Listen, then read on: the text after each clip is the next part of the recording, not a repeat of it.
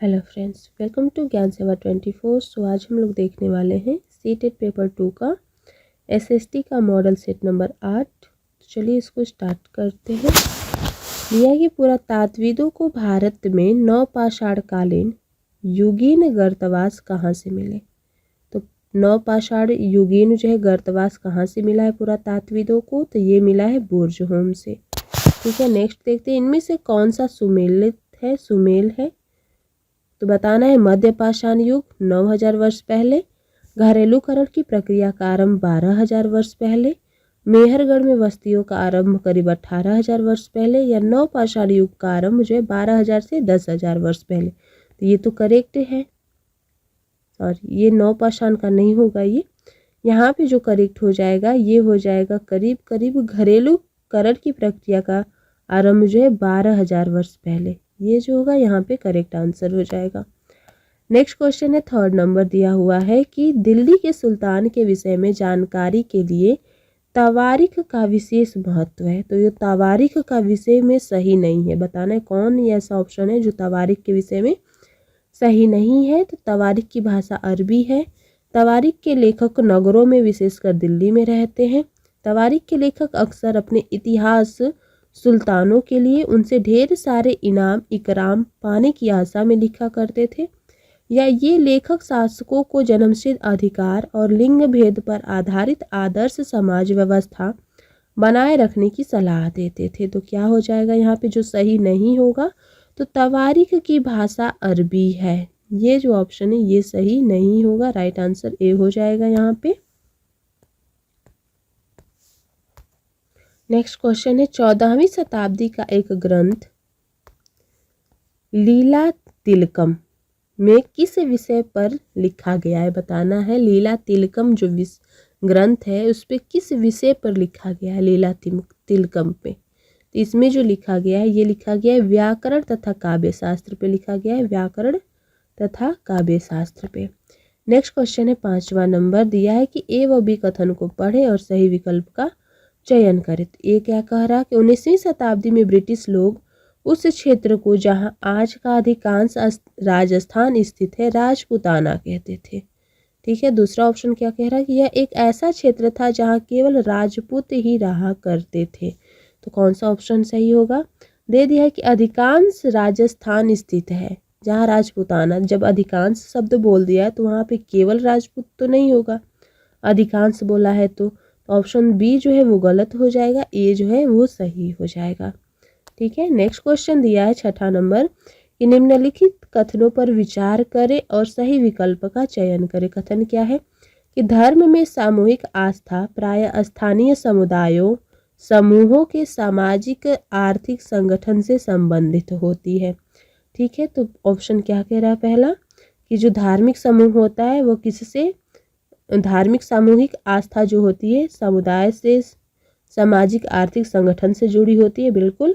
फिर है दूसरा कि सन 700 से 1750 के बीच बड़े सामाजिक राजनैतिक परिवर्तन आए और आज जिसे हम हिंदू धर्म कहते हैं उससे भी इस युग में महत्वपूर्ण बदलाव आए। तो ये भी ऑप्शन सही है। तो राइट क्या होगा यहाँ पे, बी नंबर जो होगा वो सही हो जाएगा।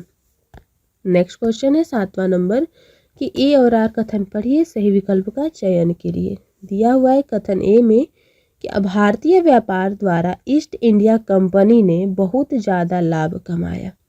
ठीक है, ये तो ईस्ट इंडिया कंपनी ने लाभ तो कमाया था। इन्होंने भारतीय वस्त्र उद्योगों को खरीदने के लिए कृषकों को जमींदार से राजस्व इकट्ठा किया। ये भी ऑप्शन सही है। तो कौन सा सही हो जाएगा यहाँ पे, ए नंबर। नेक्स्ट क्वेश्चन है 8वां नंबर कि 1793 के अस्थायी बंदोबस्त के विषय में निम्नलिखित में से कौन से कथन सही है। 1793 के अस्थायी बंदोबस्त, तो राजा और तालुकदारों के जमींदार के रूप में मान्यता दी गई, उन्हें किसानों से लगान वसूलने और कंपनी को राजस्व चुकाने का जिम्मा सौंपा गया, उनकी ओर से चुकाई जाने वाली राशि अस्थायी रूप से तय कर दी गई, या जमींदार ने जमीनों में सुधार करना शुरू कर दिया। तो क्या हो जाएगा यहाँ पे राइट आंसर। यहाँ पे जो हो जाएगा ये हो जाएगा राजाओं और तालुकदारों के जमींदारों के रूप में मान्यता, फिर उन्हें किसान से लगान वसूलने और कंपनी को राजस्व चुकाने का जिम्मा सौंपा गया, और उनकी ओर से चुकाई जाने वाली राशि की अस्थायी रूप से तय कर दी गई। यही था अस्थायी बंदोबस्त का राइट आंसर हो जाएगा ए, बी और सी। नेक्स्ट एक 9 नंबर क्वेश्चन कि अमार जीबोन नाम की पुस्तक किस भारतीय महिला द्वारा लिखित पहली आत्मकथा है? ये मोस्ट इम्पोर्टेंट है, याद रखिएगा। अमार जीवोन ये किसके द्वारा लिखा हुआ है? तो रास सुंदरी के द्वारा लिखा हुआ है। रास सुंदरी का लिखित पहला आत्मकथा है। ठीक है। नेक्स्ट क्वेश्चन है 10वां नंबर कि हरिदास ठाकुर निम्नलिखित में से किसके नेता थे? हरिदास ठाकुर, तो ये जो हरिदास ठाकुर हैं ये नेता हैं मतुआ धर्म संप्रदाय के, मतुआ संप्रदाय पंथ के हैं Haridas Thakur. Next question 11 number देखते हैं। दिया है नीचे दिए गए कथन ए और आर को पढ़िए और इसमें से सही विकल्प चुनना है। तो राजा राम मोहन राय जैसे लोगों को सुधारकों की तरह वर्णन किया गया है। ठीक है। दूसरा कह रहे हैं कि वे मानते हैं कि अन्यायपूर्ण तौर तरीके से छुटकारा पाना और परिवर्तन लाना जरूरी है। तो ऑप्शन तो दोनों सही है। इसमें सुधारक की तरह वर्णन भी है और परिवर्तन लाना, उनका कथन भी था कि परिवर्तन लाना जरूरी है। तो राइट आंसर ए हो जाएगा यहाँ पे। नेक्स्ट देखते हैं 12 नंबर। दिया है कि कथन ए बी सी को पढ़े और सही उत्तर का चयन करें। ए क्या है? तो जेम्स मिल ने भारत के इतिहास को प्राचीन, मध्य, आधुनिक इन 3 खंडों में बांटा हुआ है। क्या ऑप्शन हो जाएगा यहाँ पे? ये गलत हो जाएगा। वो हिंदू, मुस्लिम और ब्रिटिश करके जो जेम्स मिल थे वो बांटे हुए थे, तो ये ऑप्शन गलत है। मिल के विचार में अंग्रेजी शासन से पहले सारा अंधकार का दौर था, बिल्कुल सही है। वो अंग्रेजों को कहते थे कि अंग्रेजी शासन से पहले यहाँ के जो लोग थे अंधकार में थे। मिल की राय में ब्रिटिश शासन भारत को सभ्य बना सकते थे, ये भी ऑप्शन सही है। तो कौन सा गलत हो जाएगा? ए को गलत है और बी और सी सही है जेम्स मिल के अकॉर्डिंग। नेक्स्ट क्वेश्चन है 13 नंबर कि निम्न कथनों को पढ़ें और सही विकल्प का चयन करें। 13 नंबर में क्या दिया हुआ है देखिए। बंगाल के राष्ट्रवादी कलाकारों ने रवि शर्मा की कला का स्वागत किया। दूसरा है कि उन्होंने महसूस किया कि ये पूर्वी समाज के सारत्व को प्रस्तुत करता है। ठीक है। तो ये ऑप्शन जो है दोनों गलत है, क्योंकि राष्ट्रवादी कलाकारों ने बंगाल के रवि वर्मा की कला का न स्वागत किया है और ना ही ये महसूस किया कि वो पूर्वी समाज के सारत्व को प्रस्तुत करता है। तो राइट आंसर हो जाएगा यहाँ पे डी नंबर। ठीक है। नेक्स्ट देखते हैं 14 नंबर क्वेश्चन कि भारतीय योजना आयोग का गठन किसके जो है हेतु नीतियों की योजना बनाने के लिए हुआ था? तो ये जो भारतीय योजना आयोग का गठन हुआ था ये आर्थिक विकास हेतु नीति की योजना बनाने के लिए किया गया था। नेक्स्ट क्वेश्चन है 15 नंबर कि प्लूटो अब एक ग्रह क्यों नहीं है? क्यों नहीं है प्लूटो? क्योंकि इसका जो आकार है इतना बड़ा नहीं है कि इसे ग्रह माना जाए। सबसे छोटा ग्रह का संज्ञा दिया गया था, ये इसका आकार इतना बड़ा नहीं है कि इसको ग्रह माना जाए। नेक्स्ट क्वेश्चन है 16 नंबर, यदि भारत में सुबह के 7 बजे है उस समय लंदन जो कि यूनाइटेड किंगडम में ग्रीनविच के पास है वहाँ पे कितने बजे होंगे? जब यहाँ सुबह के 7 बजे होंगे तो वहाँ पे जो है अपराह्न के 1:30 बजेंगे। ठीक है, अपराह्न के 1:30 बजेंगे, 1:30 होंगे। नेक्स्ट क्वेश्चन है 17 नंबर क्वेश्चन कि भारत की भौगोलिक विशेषताओं के बारे में दिए गए कथन को पढ़िए तथा सही विकल्प का चयन कीजिए। जिसमें दिया हुआ है बहुत से लोकप्रिय पहाड़ी स्थान मध्य हिमालय में है। बिल्कुल। उत्तरी मैदान में अधिक जनसंख्या क्योंकि कृषि हेतु उपजाऊ भूमि है। बिल्कुल सही है। पश्चिमी घाट में प्रचुर मात्रा में खनिज पाए जाते हैं, यहाँ अधिक जनसंख्या। ये ऑप्शन हो जाएगा गलत। ठीक है, तो राइट आंसर क्या हो जाएगा? सी नंबर। नेक्स्ट देखते हैं, दिया हुआ 18 नंबर क्वेश्चन कि सुश्री सीमा को 21 अक्टूबर 2022 को लंदन में 2 बजे अपराह्न में होने वाले एक ऑनलाइन सेमिनार में भाग लेना है। तो भारत में बैठे बैठे उन्हें किस समय पर ऑनलाइन जुड़ना होगा ताकि वह सही समय पर सेमिनार में भाग ले सकें? ठीक है, किस टाइम पे उनको जुड़ना होगा? अगर लंदन में 2 बजे अपराह्न सेमिनार में भाग लेना है तो उनको भारत में बैठे बैठे जुड़ना होगा 21 अक्टूबर 2022 को अपराह्न 7:30 बजे।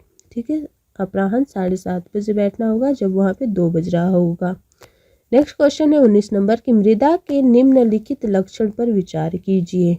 ठीक है, तो इसमें क्या होगा, मृदा का जो है लक्षण देखिए दिया हुआ है, रंग, फिर होगा बनावट और उसकी पारगम्यता।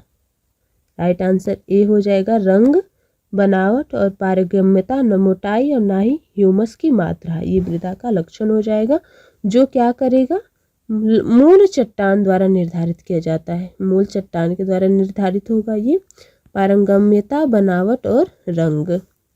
नेक्स्ट क्वेश्चन है 20 नंबर दिया हुआ है कि निम्नलिखित में से कौन सी नदी पश्चिम की तरफ बहती है और अरब सागर में जाकर गिरती है। पश्चिम की तरफ बहती है और अरब सागर में जाकर गिरती है, कौन सी नदी, तो नर्मदा हो जाएगा। ठीक है, नर्मदा नदी हो जाएगा। नेक्स्ट क्वेश्चन है 21 नंबर, महासागर की परपटी मुख्यतः किन खनिजों की बनी है, सिलिका एवं एल्युमिनियम, मैग्नीशियम, निकेल या फेरस। तो महासागर की जो परपटी है किससे बनी हुई है, तो मैग्नीशियम से बनी हुई है, याद रखिएगा, मैग्नीशियम से। नेक्स्ट क्वेश्चन है 22 नंबर कि भूमंडलीय तापन ग्लोबल वार्मिंग का संबंध निम्न में से किस गैस के बढ़ने के साथ है। तो ग्लोबल वार्मिंग कौन से गैस के बढ़ने पे होता है, तो कार्बन डाइऑक्साइड के बढ़ने से। नेक्स्ट है 23 नंबर क्वेश्चन कि निम्न कथन ABC को पढ़े, इसमें सही का विकल्प चुनना है। सूर्यताप एक महत्वपूर्ण कारक है जो तापमान के वितरण को प्रभावित करता है। बी नंबर है कि सूर्यताप की मात्रा भूमध्य रेखा से ध्रुवों की ओर बढ़ती है। तीसरा है कि तापमान भूमध्य रेखा से ध्रुवों की ओर घटता है। तो क्या हो जाएगा इसका आंसर, यहाँ पे जो दिया है सूर्यताप एक महत्वपूर्ण कारक है जो तापमान के वितरण को प्रभावित करता है, बिल्कुल सही हो जाएगा। और इसमें और एक कौन सा सही होगा, तो यहाँ पे सही हो जाएगा, ये ध्रुवों की ओर नहीं बढ़ता है, तापमान भूमध्य रेखा से और ध्रुवों की ओर घटता जाता है, ये ऑप्शन सही हो जाएगा, ऑप्शन नंबर सी। नेक्स्ट देखते हैं 24 नंबर दिया कि निम्न देशों में से कौन सा देश भारत के साथ सबसे लंबी भूभागीय सीमा रेखा साझा करता है। तो भारत के साथ सबसे बड़ा इसमें से कौन लंबा भूभागीय सीमा साझा करता है, तो राइट आंसर हो जाएगा बांग्लादेश, सबसे ज़्यादा स्थलीय सीमा इसी का है। नेक्स्ट क्वेश्चन है जनसंख्या पिरामिड जो कि आधार से चौड़ा है वह क्या दर्शाता है। जनसंख्या पिरामिड, तो ये जो दर्शाता है उच्च जन्म दर को दर्शाता है जनसंख्या पिरामिड। और कौन क्या दर्शाता है, तो बच्चों की अधिक संख्या, ए और सी यहाँ पे हो जाएगा सही। नेक्स्ट देखते हैं 26 नंबर क्वेश्चन दिया है कि नन को पढ़िए। दिया है कि अमेरिका के विश्वविद्यालय से स्नातकोत्तर उपाधि प्राप्ति के बाद राजेश भारत छोड़कर अमेरिका में बस गया। ठीक है, ऑप्शन दूसरा ये कह रहा है कि प्रवास विषय पढ़ाते समय इस उदाहरण को किस चर्चा के लिए प्रयोग किया जाएगा। जो अमेरिका का विश्वविद्यालय में स्नातकोत्तर का उपाधि प्राप्त करने के बाद राजेश क्या किया, वहीं पे अमेरिका में बस गया, तो वो क्या दिखा रहा है, तो वो जो ऑप्शन दिखा रहा है क्वेश्चन ये दिखा रहा है अपकर्ष कारक एवं उत्प्रवास को, अपकर्ष कारक और उत्प्रवास को दिखा रहा है। 27 नंबर क्वेश्चन देखिए, दिया है कि निम्नलिखित में से किस फसल को वृद्धि के लिए 200 साल पालारहित दिन और तेज चमकीली धूप की आवश्यकता होती है। किस फसल को चाहिए 210 पाला रहित दिन और तेज चमकीली धूप, किसको चाहिए होता है इतना, ये चाहिए कपास की खेती के लिए। ठीक है, नेक्स्ट है 28 नंबर, संयुक्त राज्य अमेरिका में नस्लीय भेदभाव के विरुद्ध किए गए नागरिक अधिकार आंदोलन सिविल राइट्स मूवमेंट जिसमें सविनय अवज्ञा के शांतिपूर्ण तरीकों का प्रयोग किया था, उसका नेतृत्व किसने किया है, किसका, तो जो नागरिक अधिकार आंदोलन है सिविल राइट्स मूवमेंट का, जिसमें सविनय अवज्ञा शांतिपूर्ण तरीकों का प्रयोग किया गया, तो इसी का किसने नेतृत्व किया, ये नेतृत्व किया गया था मार्टिन लूथर किंग जूनियर के द्वारा। ठीक है, मार्टिन लूथर किंग जूनियर के द्वारा किया गया था। नेक्स्ट क्वेश्चन है 29 नंबर कि निम्न रिक्त स्थान की पूर्ति कीजिए। यह सुलभ एक संस्था जो पूरे भारत में स्वच्छ सेवा प्रदान करती है, वह क्या है, सुलभ जो है वो कौन सी है, तो ये हो जाएगा गैर सरकारी संगठन है जो पूरे भारत में स्वच्छता सेवाएं प्रदान करती है। नेक्स्ट क्वेश्चन हो जाएगा 30 नंबर के निम्नलिखित कथन पर विचार कीजिए और सही विकल्प का चयन कीजिए। ठीक है, तो क्या हो जाएगा यहाँ पे, जिलाधीश राजनीतिक कार्यकारिणी का अंग होता है। ठीक है, तो ये ऑप्शन सही है या गलत है, तो गलत हो जाएगा। गृह मंत्री राजनीतिक कार्यकारिणी का अंग होता है, तो ये ऑप्शन जो होगा ये सही हो जाएगा, गृह मंत्री होता है, ना कि जिलाधीश। तो राइट आंसर हो जाएगा यहाँ पर डी नंबर। ठीक है, नेक्स्ट देखते हैं 31 नंबर क्वेश्चन कि निम्नलिखित में से कौन आर्थिक दृष्टि से रोजगार की श्रेणी नहीं है। आर्थिक दृष्टि से रोजगार की श्रेणी कौन सा नहीं होगा, तो अनुशासित, ये जो है ये रोजगार की श्रेणी में नहीं आता है। नेक्स्ट क्वेश्चन देखते हैं, दिया हुआ है निम्नलिखित में से किसे भारत में महिलाओं के खिलाफ अपराध के रूप में अभी भी कानूनी तौर पर मान्यता नहीं मिली है।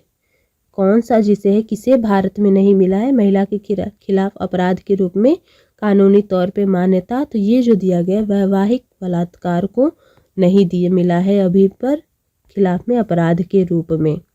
ठीक है, नेक्स्ट है कि उत्तर प्रदेश के चित्रकूट जिले में 8 दलित महिलाओं द्वारा संचालित एक प्रसिद्ध समाचार पत्र खबर लहरिया किस स्थानीय भाषा में प्रकाशित होता है। खबर लहरिया, तो ये जो प्रकाशित होता है ये होता है बुंदेली। ठीक है, बुंदेली में प्रकाशित होता है। नेक्स्ट है 34 नंबर क्वेश्चन कि संचार माध्यम के संदर्भ में एक सजग दर्शक कौन होता है। सजग दर्शक ये जो होता है हो जाएगा जो अपना दृष्टिकोण संचार माध्यमों द्वारा मुख्यतः दर्शाई गई बातों पर बनाता है, उसे कहेंगे सजग दर्शक। या जो विभिन्न संचार माध्यमों का सर्वाधिक इस्तेमाल करता हो, या जो संचार माध्यमों के दर्शाए हुए विषय का आनंद भी ले और उस पर प्रश्न भी उठाए, जो किसी संचार माध्यम का प्रतिबद्ध दर्शक हो। तो राइट आंसर सी हो जाएगा कि उसका आनंद भी ले और उस पर प्रश्न भी उठाए, यही है सजग दर्शक संचार माध्यम के लिए। नेक्स्ट है 35 नंबर कि वन को भारतीय संविधान की अंतर्गत शामिल किया गया है। किस सूची में आता है वन, ये जो शामिल होता है समवर्ती सूची में। नेक्स्ट है ये कौन सा न्यायालय सर्वोच्च न्यायालय का पूर्ववर्ती है। तो कौन सा न्यायालय सर्वोच्च न्यायालय का पूर्ववर्ती, तो भारतीय संघीय न्यायालय, भारतीय संघीय न्यायालय हो जाएगा। नेक्स्ट क्वेश्चन है इनमें से कौन सा उच्च न्यायालय 1862 में स्थापित 3 उच्च न्यायालयों में से नहीं था। 1862 में स्थापित बताना है, 3 उच्च न्यायालय में कौन नहीं आता है, तो इलाहाबाद उच्च न्यायालय ये नहीं आएगा 1862 के 3 उच्च न्यायालयों में से। नेक्स्ट है जूठन के लेखक हैं, तो जूठन जो रचयिता, जूठन के रचयिता कौन हो जाएंगे, ओम प्रकाश वाल्मीकि हैं। ठीक है, याद रखिएगा। नेक्स्ट क्वेश्चन है 39 नंबर की सच्चर समिति रिपोर्ट ने भारत के किस समुदाय के हसीयकरण की स्थिति पर प्रकाश डाला है। सच्चर समिति रिपोर्ट ने, तो ये डाला गया मुस्लिम समिति पे, मुस्लिम जो है समाज पे डाला गया है सच्चर समिति रिपोर्ट के द्वारा।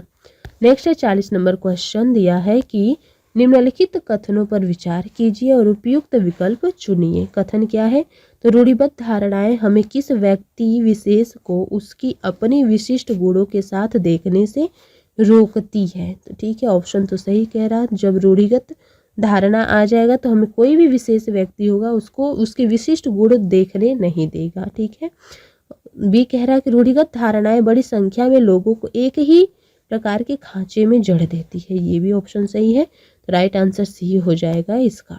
नेक्स्ट क्वेश्चन है 41 नंबर कि भारत के अतीत के अध्यापन के लिए भारतीय इतिहास के काल विभाजन पर 2 कथनों का विश्लेषण कीजिए। किस पे, तो भारत के अतीत के अध्यापन के लिए भारतीय इतिहास के काल विभाजन पे करना है।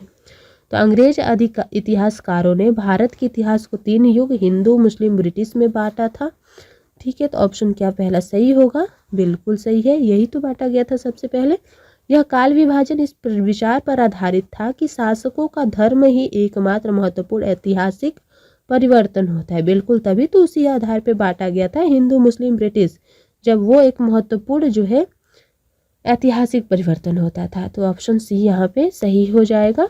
नेक्स्ट क्वेश्चन है 42 नंबर कि सामाजिक विज्ञान में सम्मिलित है। क्या सम्मिलित है सामाजिक विज्ञान में, ये हो जाएगा इतिहास, भूगोल, राजनीतिक विज्ञान और अर्थशास्त्र, ये सम्मिलित होता है सामाजिक विज्ञान के अंतर्गत। नेक्स्ट है 43 नंबर कि अपने गांव में ऊर्जा के नवीकरणीय व अनवीकरणीय साधनों को वर्गीकृत करवाने हेतु एक शिक्षक निम्न में से क्या प्रयोग में ला सकता है। तो क्वेश्चन क्या है कि ऊर्जा के नवीकरणीय और अनवीकरणीय साधनों को वर्गीकृत करवाने के लिए, तो ऑप्शन क्या सही होगा, तो वो ही होगा पाई चार्ट। पाई चार्ट के माध्यम से उसको वर्गीकृत किया जा सकता है। नेक्स्ट क्वेश्चन है 44 नंबर की अन्य खोज में से उपजी एक खोज द्वारा निर्धारित मार्ग का अनुसरण करने वाले अन्वेषक को कहते हैं। अन्य खोज से उपजी एक खोज द्वारा जो भी मार्ग का अनुसरण करेगा उस खोज को अन्वेषक को क्या कहा जाएगा, तो खुला अन्वेषण है, वो खुला अन्वेषण हो जाएगा। नेक्स्ट है 45 नंबर कि प्रत्यक्ष अध्यापन की रणनीति है, इनमें से कौन होगा प्रत्यक्ष अध्यापन की रणनीति, ये हो जाएगा शिक्षक प्रस्तुतिकरण, कक्षा निरूपण और कक्षा परिचर्या, ये होगा प्रत्यक्ष रणनीति हो जाएगा यहाँ पे ऑप्शन नंबर डी। ठीक है। नेक्स्ट क्वेश्चन है 46 नंबर कि आपका दैनिक सामाजिक विज्ञान की कक्षा की पाठ योजना के लिए निम्नलिखित में से कौन सही है। तो दैनिक सामाजिक विज्ञान की कक्षा है, उसमें पाठ योजना के लिए इनमें से कौन सही हो जाएगा।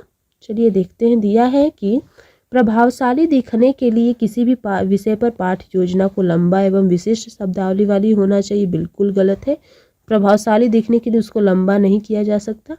पाठ योजना को किसी कक्षा में शिक्षक को अपने प्रभुत्व थोपने की स्वतंत्रता देनी चाहिए, ये भी ऑप्शन गलत हो जाएगा। पाठ योजना को सुनम्य और कक्षा के लिए निर्धारित अवधि की तुलना में छोटा होना चाहिए, बिल्कुल। सामाजिक विज्ञान में पाठ योजना नियंत्रित होनी चाहिए ताकि विवादास्पद विषयों पर परिचर्चा से बचा जा सके, बिल्कुल गलत। आंसर हो जाएगा यहाँ पे सी नंबर।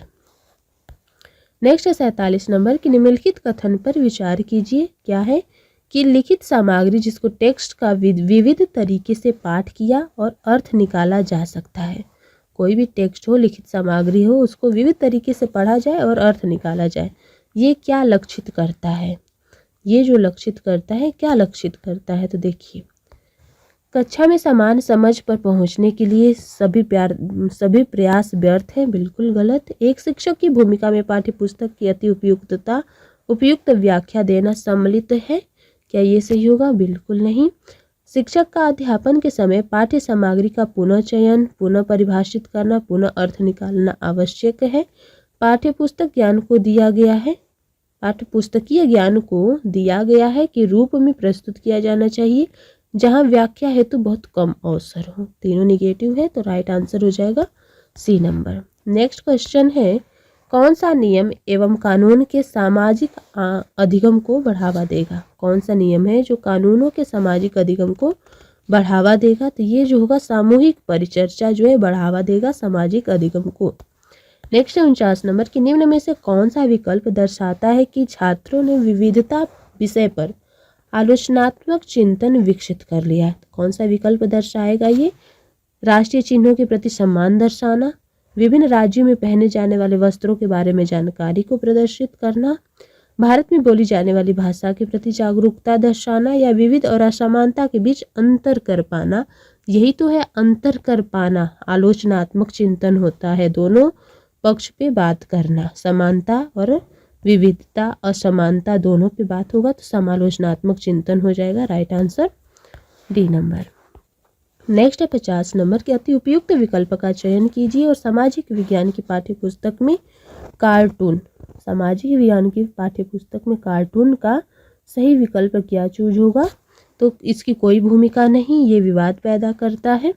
ये कक्षा को आनंददायक बनाते हैं क्योंकि सामाजिक विज्ञान विषय बहुत नीरस है। अधिगमकर्ता को कक्षा में पाठ्यपुस्तक की ओर आकर्षित करता है। ये एक बड़े समाज के मूलभूत मुद्दों को उठाते हैं जिन्हें अधिगमकर्ता अपने आसपास की चीज़ों से जोड़ कर देखता है। ये ऑप्शन हो जाएगा सही, D number. Next 51 number question की सामाजिक विज्ञान के शिक्षण शास्त्र में अन्वेषण राजनीति की मौलिक उपयोगिता है। क्या होगा, अन्वेषण रणनीति की मौलिक उपयोगिता देखते हैं। शिक्षार्थियों की नौकरी की क्षमता, कौशल और वेतन पैकेज को बढ़ाने के लिए खोज विधि होता है, नहीं। यदि आवश्यक हो छात्र अपनी पसंदीदा विषय को चुन सके, आवश्यक हो तब वह चुन सके। छात्रों को मानसिक स्वास्थ्य संबंधी मुद्दों से जूझने के लिए तैयार करना, ये भी नहीं होगा अन्वेषक। शिक्षा शास्त्र बोला सामाजिक में, तो मानसिक स्वास्थ्य से जूझने के लिए नहीं। छात्रों में वैज्ञानिक पद्धतियों और रुचियों को विकसित करने के लिए किया जाता है। ये सामाजिक विज्ञान में, शिक्षा शास्त्र में अन्वेषण रणनीति। ठीक है, नेक्स्ट क्वेश्चन है 52 नंबर की। कक्षा में जब शिक्षक बहुत प्रकार की चट्टानें दिखाती है तो उनमें से दिखाई गई चट्टान को विद्यार्थी अग्नेय चट्टान के रूप में पहचान लेता है, तो वह बच्चा क्या है? तो वह बच्चा क्या कर रहा? प्रक्रियात्मक ज्ञान का प्रयोग कर रहा, आलोचनात्मक साक्ष्य का प्रदर्शन कर रहा, श्रेणीयत और वर्गीकरण कर रहा, स्थानीय दशाओं में अनुप्रयोग कर रहा। तो जो बच्चा है वो अग्नेय चट्टान को पहचान ले रहा है, यानी कि वो वर्गीकरण कर ले रहा है अग्नेय और जो है सियाल और सीमा में। ठीक है, तो यहाँ पे हो जाएगा सी नंबर। ठीक है, ठीक है, तो बच्चा जो है यहाँ पे श्रेणीगत और वर्गीकरण हो जाएगा। अग्नेय चट्टान का जो है पहचान कर लिया है तो उसको बांट लेगा कि कौन कायांतरित है, कौन जो है अग्नेय है। नेक्स्ट देखते हैं 53 नंबर क्वेश्चन कि सबसे उपयुक्त विकल्प का चयन कीजिए। इतिहास में तिथियों और उन्हें याद करने के डर को दूर करने के लिए एक सामाजिक विज्ञान शिक्षक को कोशिश करनी चाहिए। याद करने और डर को दूर करने के लिए तिथियों को याद करने में क्या होगा? तो विद्यार्थी को कुछ महत्वपूर्ण तिथियां याद करने के लिए समझाना चाहिए ताकि वह परीक्षा पास हो सके। संस्कृति एवं समाज में आए परिवर्तन को दर्शाने के लिए विभिन्न समयों के लोगों की कहानियों पर जोर देना चाहिए। क्या ऑप्शन हो जाएगा यहाँ पे सही होगा? और एक और ऑप्शन है, कक्षा में नोटिस बोर्ड पर समय रेखा टाइम लाइन्स दर्शाना चाहिए। तो किस माध्यम से उसके अंदर का डर जो है तिथियों को लेकर के खत्म हो जाएगा? तो ये संस्कृति एवं समाज में आए परिवर्तन को दर्शाने के लिए विभिन्न समयों के लोगों की कहानियों पर विचार पर जोर देना और कक्षा में नोटिस बोर्ड पर समय रेखा यानी टाइम लाइन्स दर्शाना। राइट आंसर क्या हो जाएगा यहाँ पे? बी और सी। नेक्स्ट क्वेश्चन है 54 नंबर के। उपनिवेशिक भारत में शिक्षा पद्धति की चर्चा है तो किस स्रोत को प्राथमिक स्रोत मानेंगे? उपनिवेशिक भारत में किसको माना जाएगा प्राथमिक स्रोत? तो ये जो होगा जेम्स मिल का ब्रिटिश भारत का इतिहास, ये है प्राथमिक स्रोत माना जाएगा। नेक्स्ट क्वेश्चन है 55 नंबर की। एक अध्यापक कक्षा के विभिन्न विद्यार्थियों को छोटे छोटे समूहों में बांट देता है और हर समूह के कार्य निर्धारित करता है।